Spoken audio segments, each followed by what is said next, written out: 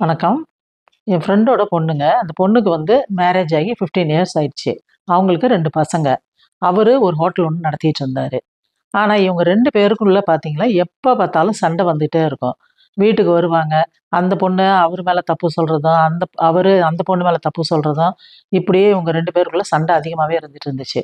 வீட்டுக்கு வருவாங்க. நானும் சமாதானம் பண்ணி, கொஞ்சம் அட்வைஸ் பண்ணி வீட்டுக்கு அனுப்புவேன். 1 மாசம் கழிச்சு மறுபடியும் சண்டைன்னு சொல்லிட்டு வருவாங்க. இப்படியே போயிட்டு இருந்தது.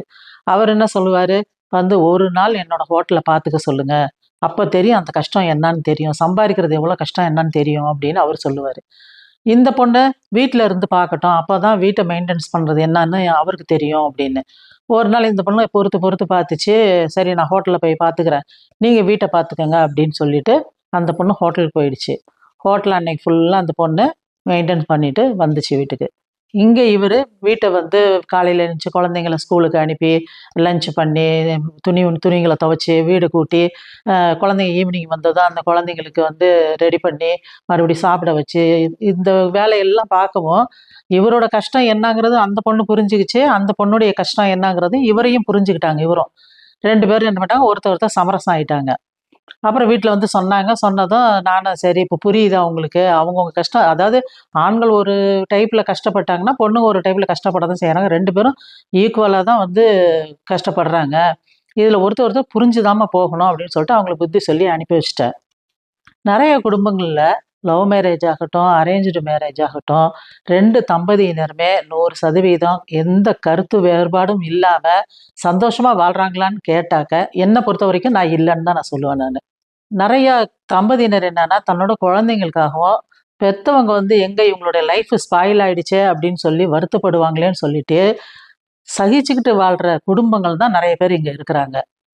லவ் மேரேஜ் பண்ணவங்க என்னன்னு பார்த்தா, அவங்க 2 வருஷம் லவ் பண்ணி மேரேஜ் பண்ணிட்டு, "உனக்கு நான் தான், எனக்கு நீ தான், நீ இல்லன்னா நான் இல்ல." அப்படின்னு சொல்லிட்டு தான் வசனம் பேசிட்டு கல்யாணம் பண்ணிக்குவாங்க. கடைசியில ஒரு 2 வருஷத்துல பார்த்தீங்கன்னா, போய் கோர்ட் வாசல்ல நிப்பாங்க. காரணம் என்னன்னு கேட்டா, எங்க 2 பேருக்கும் ஒத்து வரல. லவ் பண்றதுக்கு முன்னாடிலாம் நாங்க சந்தோஷமா தான் இருந்தோம். ஆனா, இப்ப எங்களுக்குள்ள நெறைய கருத்து வேறுபாடுகள் வருது. புரிதலே இல்ல அப்படின்னு சொல்லிட்டு போய் டிவோர்ஸ் வாங்குறாங்க. கணவன் மனைவியா வாழ்க்கைய தொடங்குறது அப்படிங்கிறது ஒரு அழகான பயணங்க.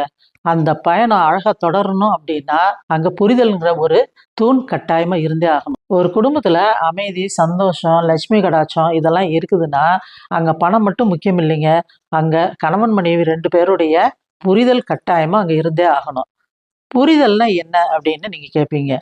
ஒருத்தர் கோவமா பேசும்போது, அடுத்தவர் கொஞ்சம் அமைதியா இருந்து, பொறுமையா அப்புறமா பதில் பேசுறது. நான் தான் சரி, நீ தப்பு அப்படின்னு சொல்லி இல்லாம, நடுவுல யாருடைய குறுக்கீடும் இல்லாம, உங்களுக்கு நீங்களே பேசி சரி செஞ்சுக்கிறது.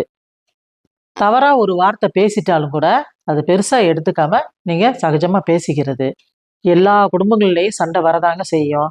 ஆனா, அந்த சண்டையில புரிதல்னு ஒண்ணு இருந்துச்சுன்னா, அது பெருசாகாம பார்த்துக்கலாம். அப்படியே சண்டை வந்துட்டாலும், சண்டைக்கு முடிவுல மன்னிச்சுக்கோங்க அப்படின்னு சொல்லி ஒரு வார்த்தை சொல்றது, அங்க புரிதல்னு ஒண்ணு இருந்தா தாங்க அந்த வார்த்தைய சொல்லவே முடியும். ஒரு குடும்பத்துல சந்தோஷம் இருக்கணும்னா, பெருசா ஒண்ணும் நடக்க வேண்டியது இல்லைங்க. காலையில எழுந்திரிச்சா, ஒருத்தருக்கு ஒருத்தர் ஒரு குட் மார்னிங் சொல்றது, பார்த்து சிரிக்கிறது. ஈவினிங் உங்க ஹஸ்பண்ட் ஆஃபீஸ்லேருந்து வந்ததும், ஆஃபீஸ்ல என்ன நடந்துச்சு? ஏது? வீட்ல என்ன நடந்துச்சு? 2 பேரும் கலந்து உட்கார்ந்து பேசுறது. இதெல்லாம் உங்களுக்குள்ள ஒருத்தருக்கு ஒருத்தர் ஆதரவா இருந்தீங்கன்னா, அங்க ஒரு புரிதல் ஏற்படும். சிறந்த துணை அப்படிங்கிறது, கூடவே இருக்கிறதோ, துணிமணி எடுத்து குடுக்குறதோ, வேலைக்கு சாப்பாடு போடுறதோ கிடையாதுங்க. அவங்களோட எண்ணங்களுக்கும், உணர்வுகளுக்கும் மரியாதை குடுக்குறது தான். புரிதல் ஒண்ணு இருந்துச்சுன்னா, அந்த இடத்துல ஆணவத்துக்கும் இடம் இல்ல. அடுத்தவங்க ஆலோசனைக்கும் இடம் இல்ல. நீயா நானா அப்படிங்கிற போட்டியும் இல்ல. 2 பேருக்கும் பிரிவும் கிடையாது. கடைசியா நான் என்ன சொல்ல வரேன்னா, காதல், அன்பு 2ம் 2 பேரையும் சேர்க்கும். ஆனா புரிதல் மட்டும் தான் 2 பேரையும் வாழ வைக்கும். நன்றி.